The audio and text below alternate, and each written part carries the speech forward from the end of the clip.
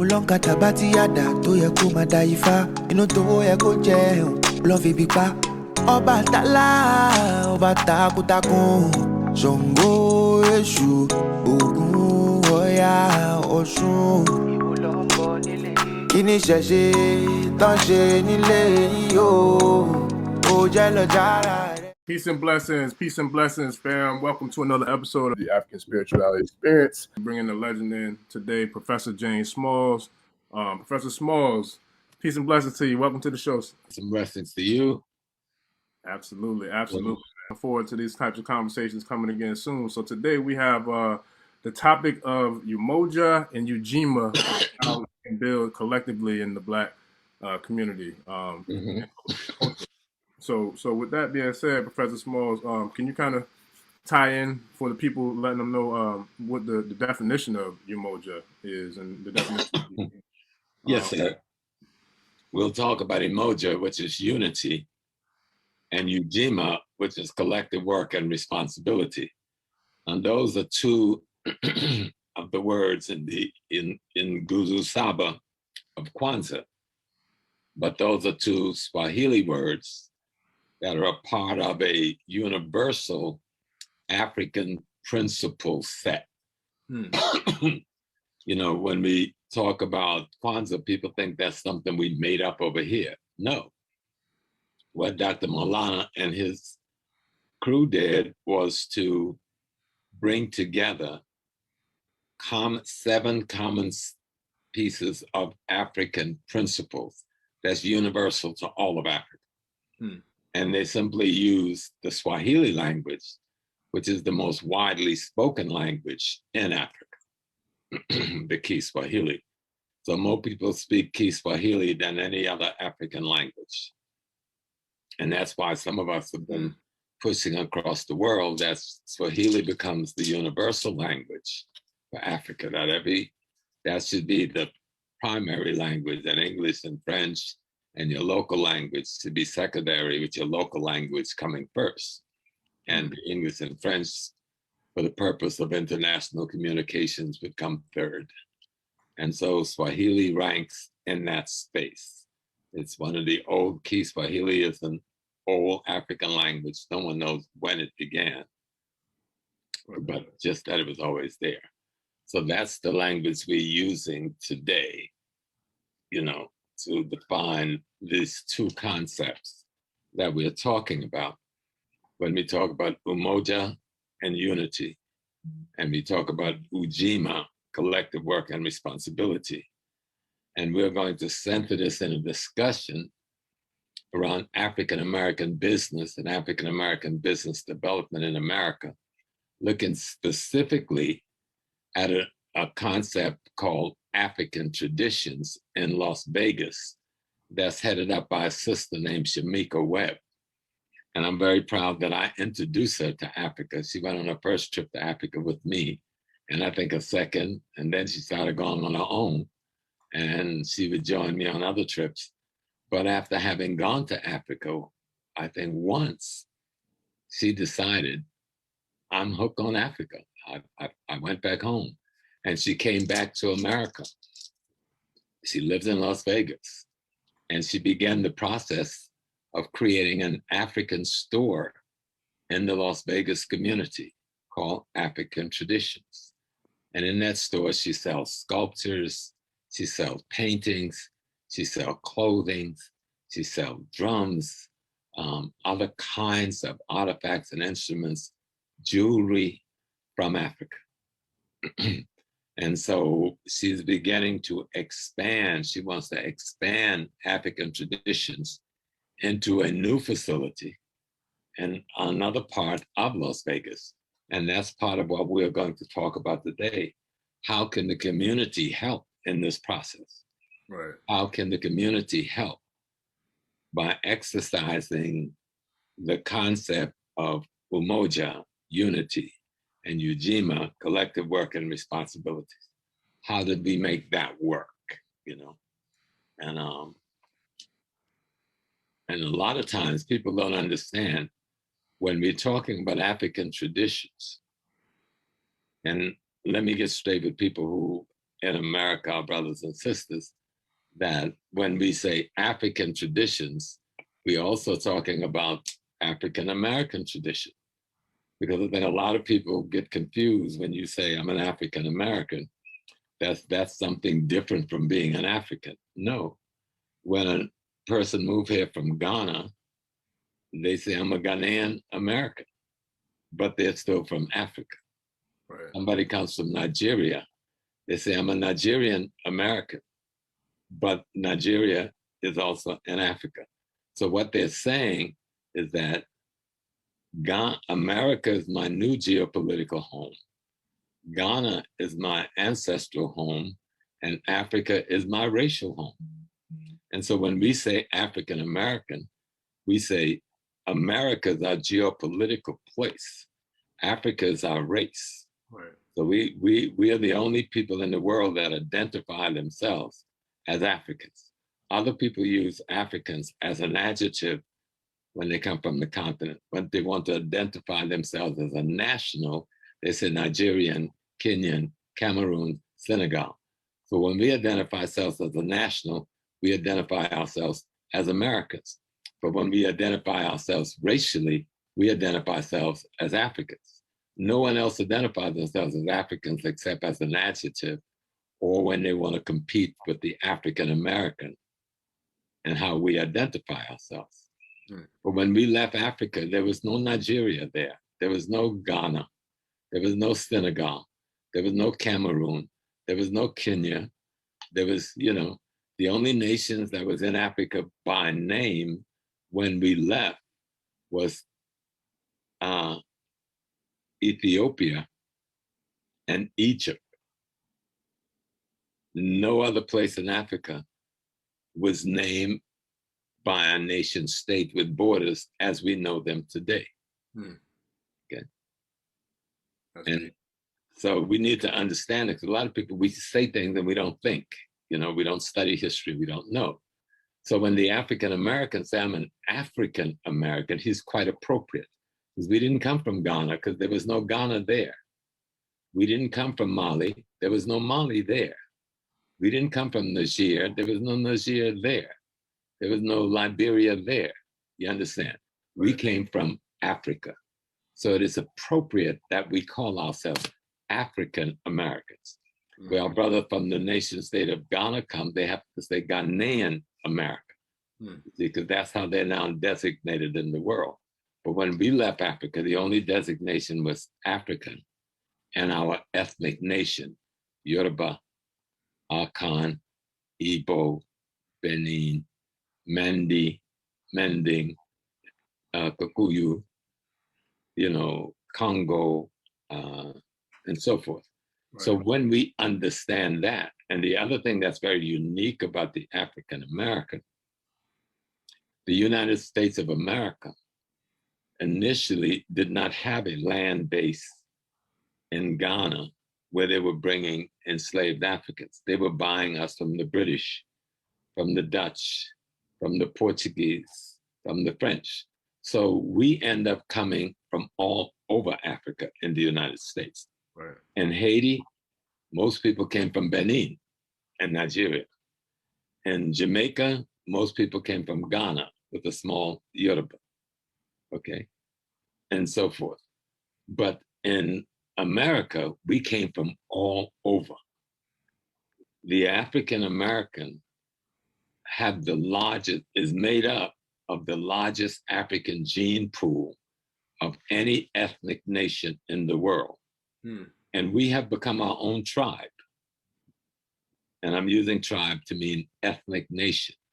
Just like someone says, I'm from Ghana, and you say, well, yeah, we're in Ghana. She said, oh, I'm Ashanti. So they're saying, I'm from the Ashanti ethnic nation in Ghana. Or I'm Ga. I'm from the Ga ethnic nation in Ghana. Or I'm Igbo.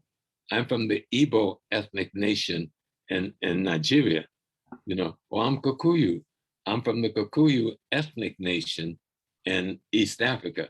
That means there's a certain gene cluster that has been having a similar experience for hundreds of years in common.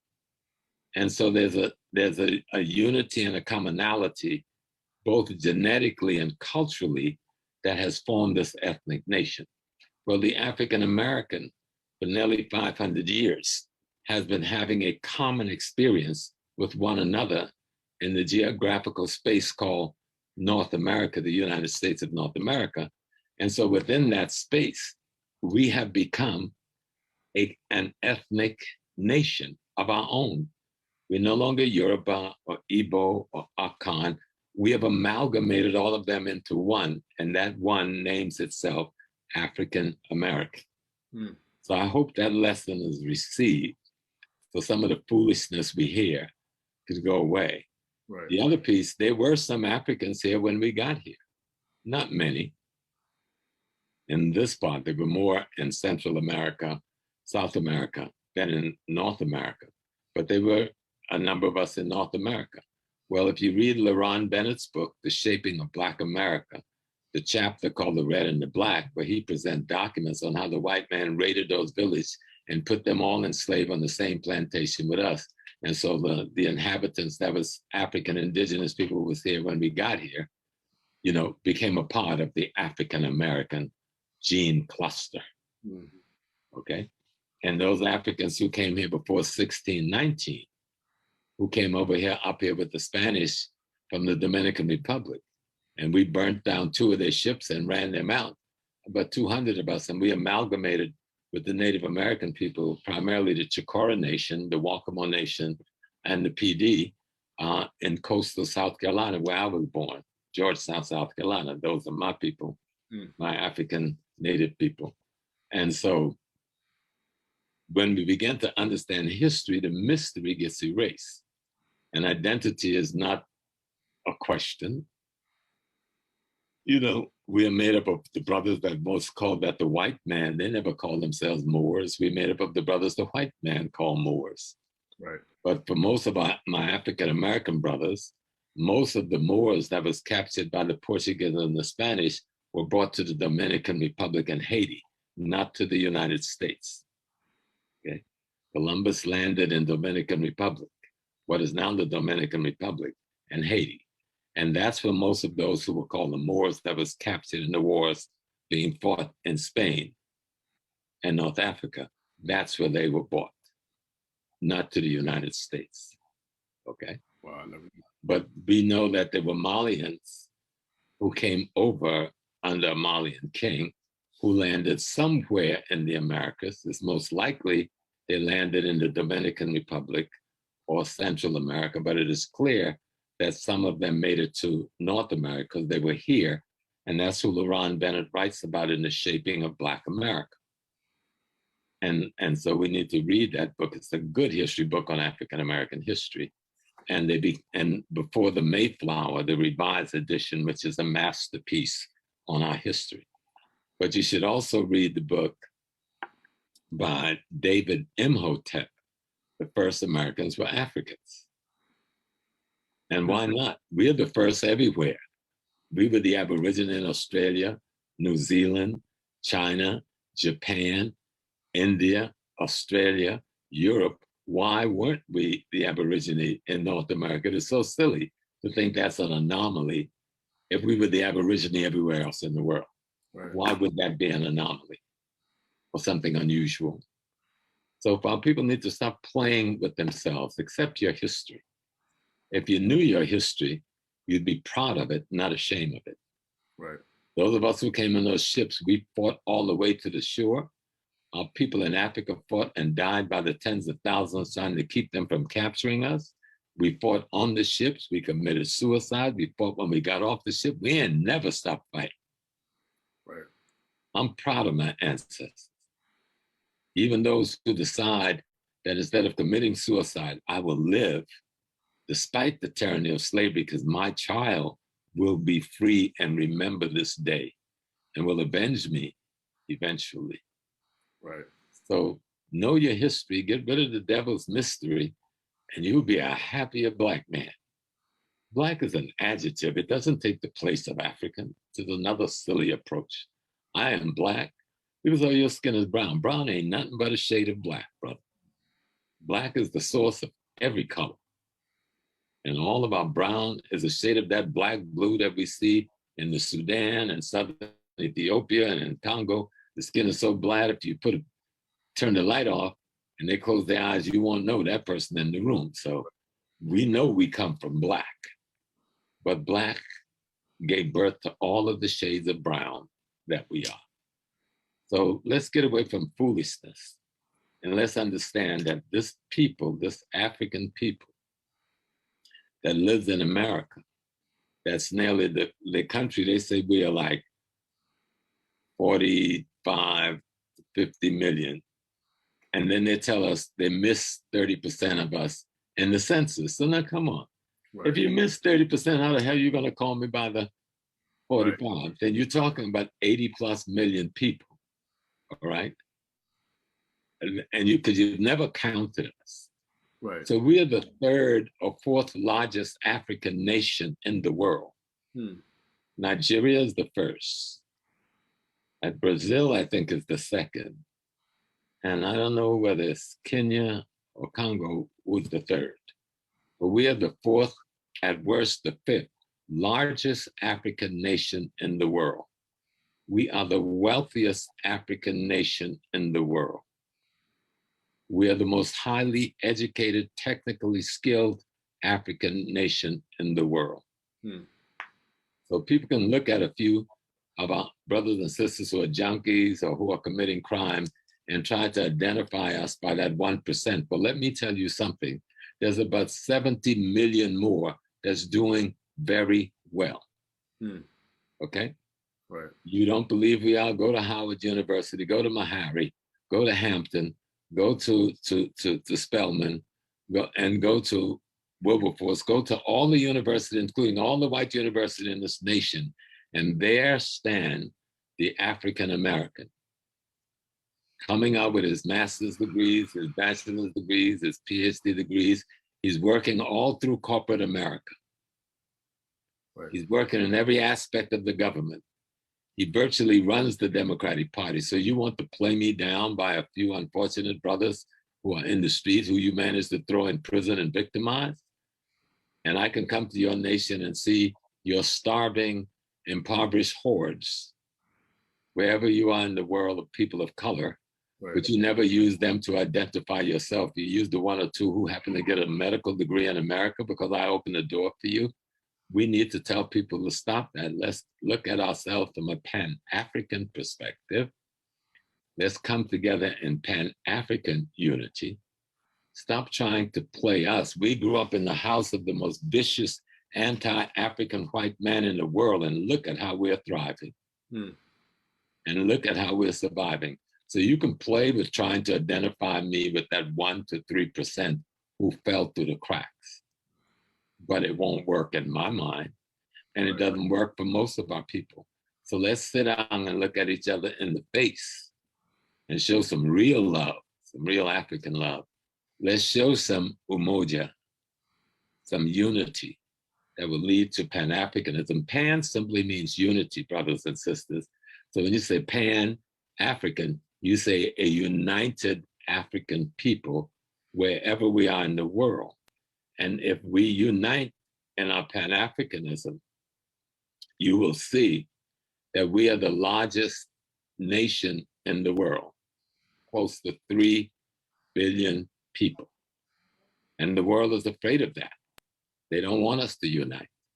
They don't want us to practice Umoja or Ujima, which involves the communal, the collective, and the cooperative cultural practice of African peoples worldwide. And so what we're talking about today, and then I'll shut up, I just want to kind of like lay some groundwork, because I don't want people to okay. No, I don't want you to shut up. I want you to keep going. Okay. I got a question though. In terms of Umoja and Ujima, right? I did some research a little while ago that talked about the disparity in terms of the net worth of Black families versus white families. And at the time of the research that I found, it say that the average net worth of the white family in America was like $171,000. The average net worth of the Black family in America was around $17,000. How Right. now, if you agree with those numbers or disagree, if you can feel free to speak on that. But then at the same time, how can we use Umoja and Ujima to change that disparity to at least level and equal the playing fields and then surpass? Because overall, we have the most spending power more than anybody else on the planet, but we're not spending together. Right. We're not circulating the black dollar. So Well, that's where Umoja and Ujima comes in. okay. That means unity. Ujima means collective work and responsibility. We spent $1 trillion last year, the year before, the year before, the year before into the American economy. But we spent it with whites, Arabs, Asians, and non-African Latinos. Right. And so we have to be clear. If we're going to make those people rich, then we can't complain that we are at basically hand to mouth. We're making money, but we're putting it out. Right. And we're not able to aggregate that $1 trillion+ because our sense of unity as a people, as an ethnic nation known as the African Americans, we still run around bickering. Oh, we're not Africans, we're Negroes. Some people still saying we're colored. Some saying we're Moors. Some saying we're Afro-American. Some, cut the foolishness. That's cowardism. You don't want to take responsibility for knowing history and how we got to where we are. Right. And why we chose this name. No white man chose this name. We struggled to identify ourselves. In 1892, the primary organization fighting for freedom in this country was called the Afro-American League, headed by T. Thomas Fortune. That group became the Niagara Movement, and that group became the NAACP under Fortune, Du Bois, Ida B. Wells, Booker T. Washington. They were all in all three of those organizations. We had other organizations called the African this and the Sudan this and the Ethiopian this before the 1900s, brothers and sisters. So calling ourselves African is not a new thing. We were doing that before the 1920s, okay? It was the enemy that began to normalize the word Negro. That's not something that came from us. But because we were under state terrorism and state control, we had to go along with a lot of social stuff that we then broke out of in the 60s. But coming back to the disparity between the wealth in the white community and the black community, for most of about 400 years, whites were allowed to build up wealth off of our labor when we weren't even being paid for that labor. And then when we did break out of the physical bounds of slavery, the white wealth was being passed down as inheritance to the next generation, and we had no wealth to pass as inheritance. But we didn't stop on our laurels. We went and built Tulsa, Oklahoma. We went and built Charlotte, North Carolina. We went and built Wilmington, North Carolina. We built Rosewood. We built the Black community in Norfolk, Virginia, and on. But we were met with state terrorism. Oklahoma wasn't the only Black community burned to the ground. Wilmington was burned to the ground. Rosewood was burned to the ground. And they tried it in multiple other places. We fought in every case. They didn't just drive us out of Tulsa, Oklahoma. Right. Okay? There was a group of brothers who had fought in the First World War, and they formed themselves in 1912 in New York City called the African Blood Brotherhood. And many of them had moved and based themselves in Tulsa, and they had defeated the white man on the ground with limited arms. That's why they went in the air and dropped the gasoline bombs, because they had lost the ground war. And then they came back in and committed genocide on our people. So that's why studying history, get rid of the white man's mystery and tell you who you are. And you can be proud of your people. Be strong about your identity. And so because of the Jim Crow, which was nothing but economic terrorism, cultural terrorism, and physical terrorism, which lasts from 1865 to present, we were not allowed to mass wealth. We were not given the opportunity to mass wealth, though we were able to do very well. Between 1865 and the crash of the stock market in 1929, Blacks had established 75 banks in this country. Wow. 75 insurance companies, 56 banks in this country, and about 1,000 or more credit unions, many of which formed into Black banks across the country. They need to study this history. We are bad people. We never laid on our laurels. But see, we don't have access to this information, Professor Small. I Yes, didn't we much do. known about Black Wall Street. I didn't know that we had soldiers on the ground who fought. See? Right. But I've been out there multiple times working with them brothers every year. Right. Year. Read The Shaping of Black America by LeRon Bennett. Read Before the Mayflower by LeRon Bennett. Let me look at a couple more. Read a book by my brother. A lot of people sleep this brother. It's called Brother Harold Cruz, Dr. Harold Cruz. He didn't like Harold. He taught us, he was black as midnight, you see? And he had his PhD, and he was teaching at Columbia University. And he wrote 2 books that every black people should read. The Crisis of the Negro Intellectual, must read by Dr. Cruz, and then the other is called Plural but Equal, an analysis of the civil rights movement. You said the crisis of the Negro intellectual, and then what was the second one? The Plural but Equal. And then use the bibliographies those brothers have. We have so much good literature out here on our history.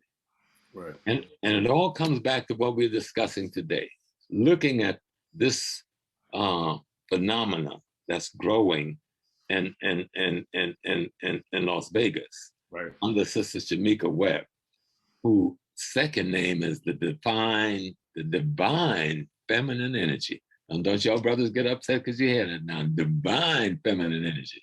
That means she's protected, right? And she's also called the daughter of the soil, Sister Shamika Webb. Right. And she started African Traditions, and they're getting ready to expand into a second, bigger facility.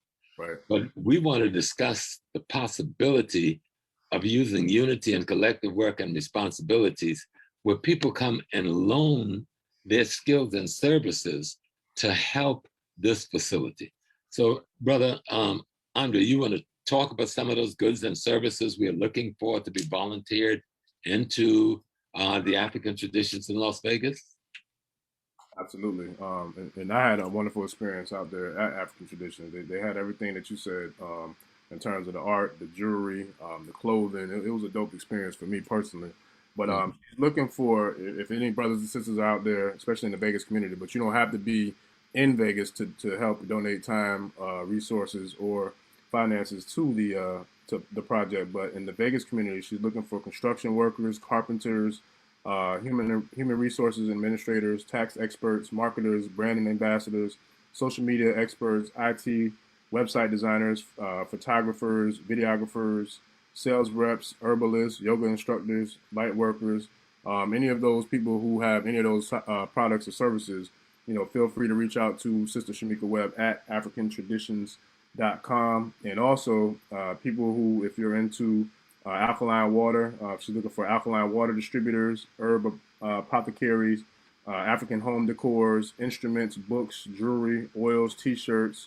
She's also providing studio space for venue rentals, private one-on-one client services, group meetups of all kinds, book signings, lectures, seminars, retreats, classes, spoken word events, art creation, drumming, dancing, and so much more. So it's pretty much like a whole home base for African centered thought, spirituality, product, services, you name it. We're trying to create in Vegas an African community-centered space where the African American, the African Caribbean, the continental Africans can have a place to call home, to do their events, to even come in and set up as vendors, as a part of the African tradition experience, to come and have your parties, your sweet 16s, your wedding receptions, etc., in this kind of a space. And as we are asking for volunteers to help bring the skills to the table, we want to fulfill that cooperative, that communal, that collective African tradition that we find in Ujima, that we call collective work and responsibility. And we want to prove not only to the world, but to ourselves that we don't just look African, we can philosophically and ideologically behave as Africans, you see. And that's what Du Bois and Booker Washington and Kwame Nkrumah and Jomo Kenyatta and others was calling Pan-Africanism, meaning coming together as Africans to build communal, collective, and cooperative. What African traditions is trying to do is to get control of the economics, get control of the politics, get control of the culture where we live. Let me say that again. Right. Get control of the economics, get control of the politics, get control of the culture where we live. To do this, you got to acquire land, and you've got to provide the labor and the resources in order to have what is called a community. See, a neighborhood is a group of people of the same background, living in the same geography, but not owning anything. That's a neighborhood. If you want to be a community, you got to be a neighborhood, plus you must own the land, control the labor and the resources, and then you're a community. And to be a community, you must control the economic, politics, and culture of that space. So this is what we're talking about. And it is something we should practice nationally. And we call it in Kwanzaa, Umoja, meaning we are in unity. Ujima, we're dealing with collective work and responsibility. As an overall African understanding, we're looking at the communal, collective, and cooperative spirit of African cultural and spiritual tradition. And never forget, everything is based on the need to provide food, clothing, shelter, and safety for yourself and your family. That means you must be able to provide jobs for those people in that community. So you must be in control of the economic, politics, and culture. Economic is the resources in your community. Politics is how you manage those resources and protect them. And culture is the ethical, moral guidance you give to the behavior of those who are managing your resources. So, that's deep. You know, this is what we're talking about when we talk about African traditions. We're talking about Booker T. Washington and Marcus Garvey in one package. Yep. You know, many people think Booker T. Washington, and I see people talk about it and I go, they don't know history. They talk about Booker Washington and Marcus Garvey like they were enemy. It was Booker Washington that invited Marcus Garvey to America. They were the closest of brothers and friends. But Booker died a few months before Mr. Garvey got here. Mr. Garvey initially was coming to teach at Tuskegee. But Booker said, no, you have to take your program in the Northeast because you couldn't do that down there in Alabama. Okay, that ain't gonna work down there in the South. But I got you back, you see. So when you think of Booker T. Washington, and you think of Tuskegee Institute, and you think of how they built everything there, they made the bricks, the students did, with their teachers instructing them. They made the bricks, they cut down the trees, and they created a lumber, and they used the bricks that they made to build the buildings that they were living in, and used the lumber for those buildings. That's how Tuskegee, nobody sent no money there. Right. They cleared the forest and used the earth to do this. Wow. Communal, collective, and cooperative behavior. Tuskegee still stands today. You don't know Booker T. Washington? One of the greatest leaders we've ever had. I had a book here. I want everybody to read this book. I love to tell about books, you see. This one is by a sister, Tyene Wright. I know Tyene, we argued the last time we was at Malcolm's Grave, but Tyene, I'm always pushing Booker Washington, girl. and this beautiful book that you wrote, because you so educated me on Booker. Booker was always one of my favorite heroes. But this book is called Booker T. Washington and Africa, The Making of a Pan-Africanist.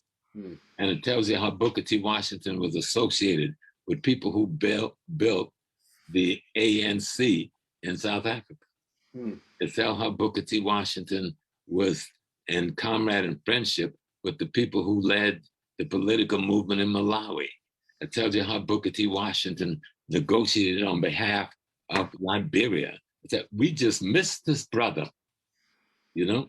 Right. When Du Bois was putting together the Pan-African Conference, Booker and Du Bois practiced Umoja, unity, and collective work and responsibility. Booker T. Washington went to England with Du Bois to set up that first Pan-African Congress. People criticize him because he didn't go there and speak. Why did he have to go and speak? He was the man. He financed it. Right. He did the publicity for it. He went on the ship with the boys over there to set it up. But we get caught in the paralysis of analysis, as Dr. Leonard Jeffries had taught us, instead of having a real analysis, you know? Right. And so we need to study how Garvey and Booker came together, you know, and how Mr. Garvey, according to the historian, Dr. Tony Martin, Mr. Garvey said, I came to America to implement the Tuskegee model. Hello? Wake up. Right. Booker T. Washington said, plant your buckets where you were. He says, control the land, labor, resources where you are at. Don't abandon the land. We abandoned the land. We didn't listen to Booker, and we lost millions and millions of acres of land in the South, which we are crying for today, right? Right. You know, he says, with the white man, let's be in things social, like the fingers. You have your little cultural space, we have our own cultural space. But in things political and economic, we're gonna be like the fists.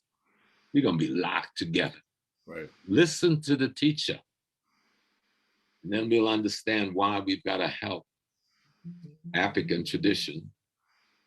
We'll understand why we have to deal from the principle of Umoja and unity and Ujima, collective work and responsibility, and to have a place in Las Vegas where not only any African from anywhere in the world and the United States, when they step off a plane, they know, I got to go to African traditions. Just like people say, I got to go to Caesar's Palace and I got to go to this place. You say, I got to go to African traditions because that's my space. You know, this is where the beautiful things are. It'll be a museum setting. It'll be an art gallery setting. It'll be a mall setting. It will be a reception setting, you know? Right. And so that's why we are reaching out to brothers and sisters around the country and around the world to bring your skills, whether you're in Las Vegas or you can get to Las Vegas, read off those skills again, Brother Andre. Yes, sir. You can hear them. So pretty much, ladies and gentlemen, we're trying to build us a Wakanda out there in Vegas, man. That's what. Hello. That's exactly what it is. Yeah, baby Wakanda out there, Vegas, the Vegas edition of Wakanda. But yeah, we're looking for construction workers, carpenters, human resources, administrators, tax experts, marketers, brand ambassadors, social media experts, IT and website designers, photographers, videographers, sales reps, herbalists, yoga instructors, light workers. We're also accepting monetary donations, one-time or monthly subscribers. You can find that link on the website of africantraditions.com. And then we're also looking for healers. We're looking for people who have art or artists that can donate or contribute art to the gallery. We're looking for alkaline water distributors, herb apothecaries, African home decors, instruments, books, jewelry designers, oils and t-shirts. And then she also has the studio space for venue rentals, for private one-on-one client services, group meetings of all kinds, book signings, lectures, seminars, retreats, economics classes, spoken words, art creation, drumming, dancing, and so much more. So it's a whole lot going on in Vegas, man, at African Traditions. But don't just dream Wakanda. Right. Let's build it. That's real. The movie was beautiful. It told us what is possible and what we've had in the past. Right. Let's create African traditions in Vegas. Our Wakanda West, okay? Wakanda West. And go and sit and talk to Shamika Webb, Sister Shamika Webb. But if you don't like to call her by her Sister Shamika Webb name, call her by divine feminine energy, or call her the daughter of the soil. She's certainly an extraordinary African lady, a veteran of the U.S. military, so we thank her for her services in that regards. She's a veteran traveler to Africa, have been doing business with Africa. All of her products come in a ship from Africa, or she goes and bring them back herself. Let's create this phenomena with her. Well, she's already created the phenomena. Right. She wants to expand the phenomena. And she's asking for your assistance and your support in the expansion of this phenomenon. She's asking for you to practice Umoja, unity, which is Umoja being a Swahili word, Swahili being the largest, most widely spoken African language in Africa. Ujima, a Swahili word, has been collective work and responsibility.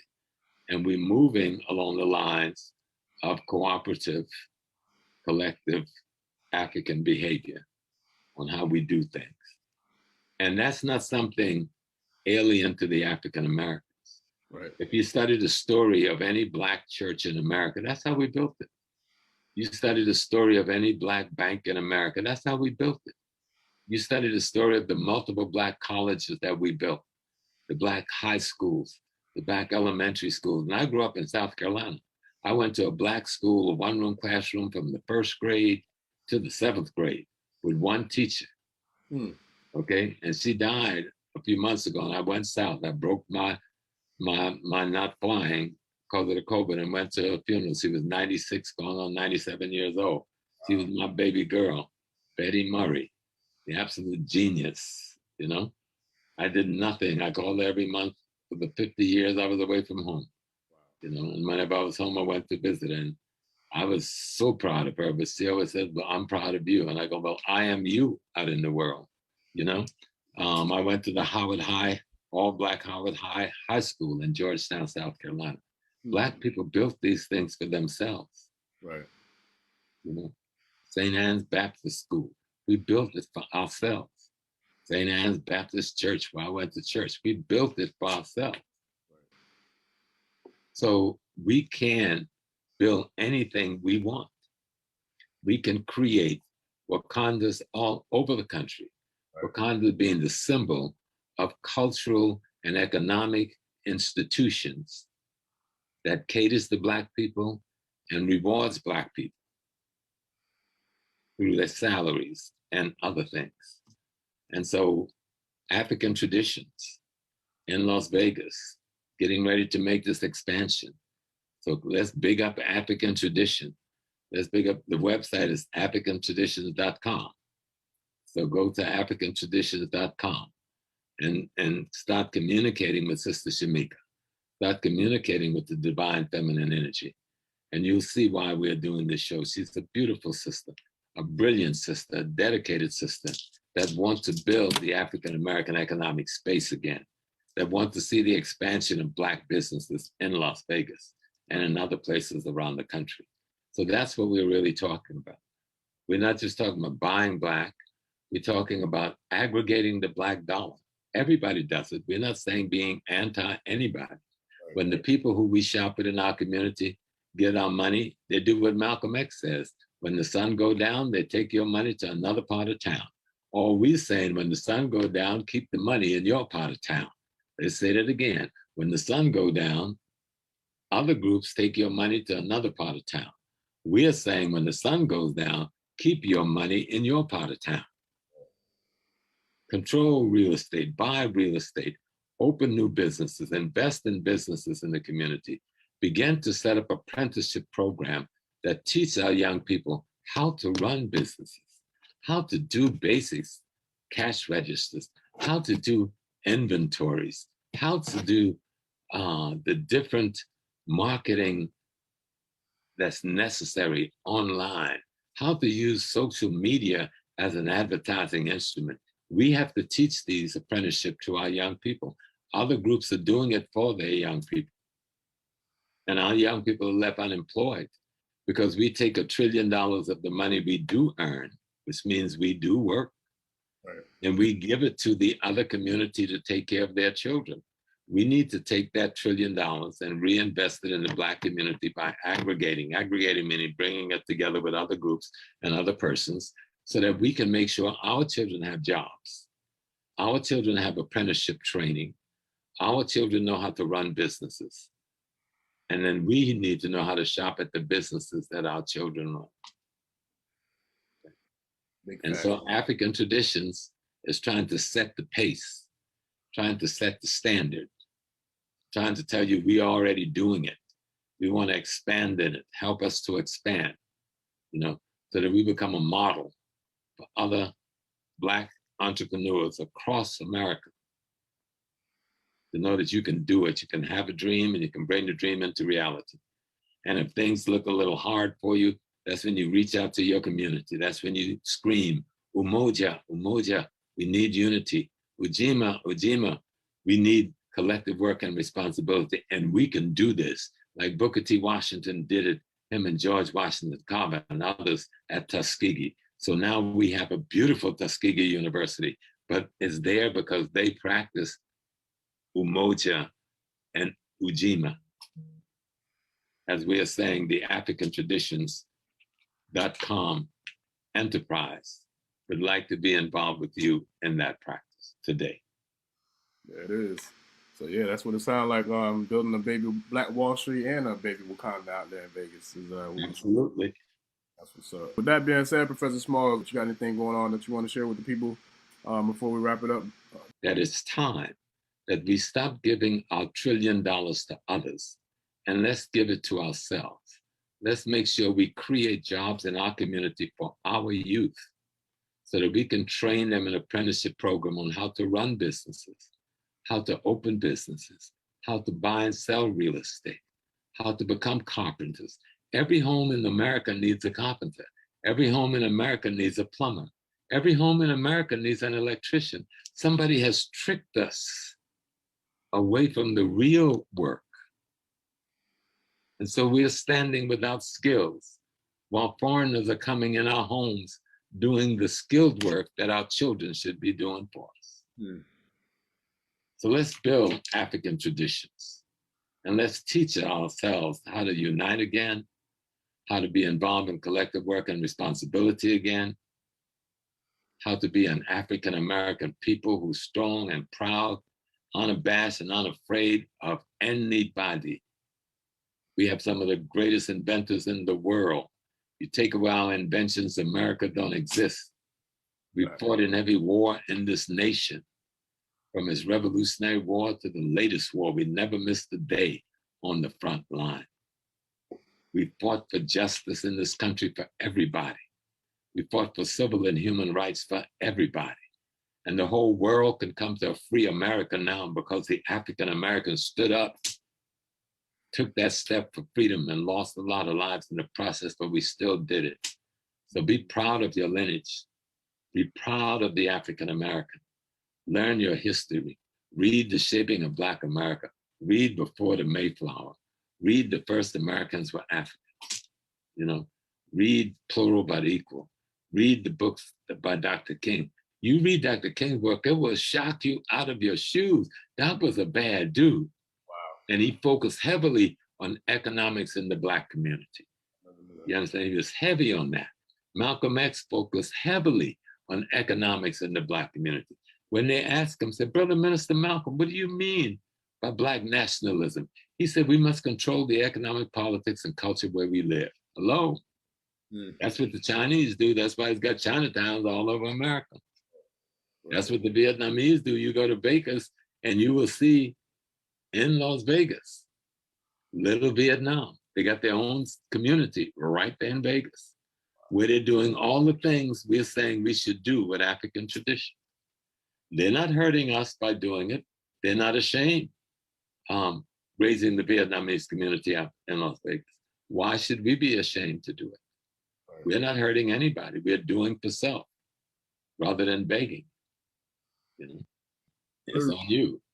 I'm following your lead. You tell me where to go. Yeah, so now that's it. I think we hit everything, man. We did everything we came to do. I appreciate you taking the time to help us try to build and create this movement, because that's what it's about. And we need cap to African traditions. It is who and what we are. We need to figure out ways that we can utilize Umoja and Ujima on a personal, community, and cultural level. So that's definitely what we came to do today.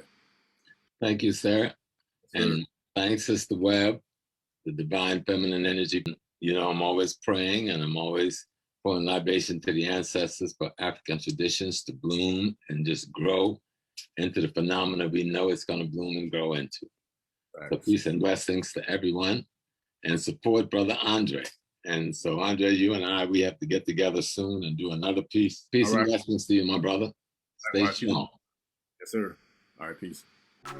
Ẹni tó gbàgbé ilé ṣàpò ìyàgbọ́. tẹ́ntẹ́ ní takisa ní tàtàn ò bá padà sílé anítìjàkọ ẹja lọ pé eégún mo ṣe ní gbẹ́rẹ́ ìpàkọ́ forsake not your ancestors and praise your